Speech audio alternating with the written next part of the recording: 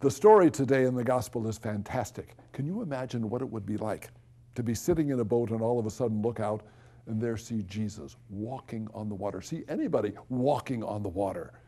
I think that I'd be joined with the apostles and start saying, oh my gosh, it's a ghost. But Peter sees this and he says, Lord, let me come to you. And Jesus says, come on. And he gets out of the boat and he starts walking on the water. And then all of a sudden the wind starts coming and he becomes afraid and he starts going down.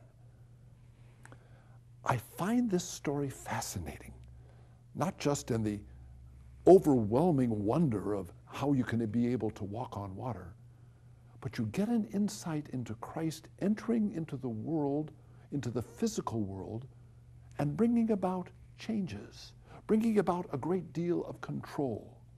We know of his power to be able to move into sicknesses. If you're blind, they could see. If you were crippled, you could walk. If you were dead, you'd be raised up. But we also see an interesting insight into nature. Christ had a relationship with the water. He had a relationship with the wind.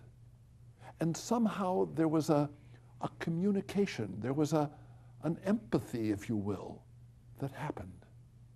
Now, that's important to realize when we understand the healing power of Christ. He didn't just come out and say, oh, that blindness is healed, or he didn't just say that leg is now going to be healed.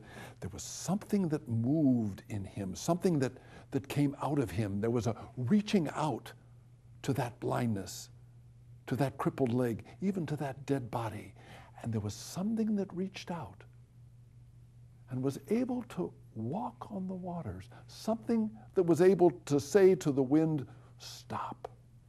Now, as we look at this wonder of Christ and this healing power and this movement in nature, we must never forget that Christ speaks to you and to me and says, what I have done, I ask you to do.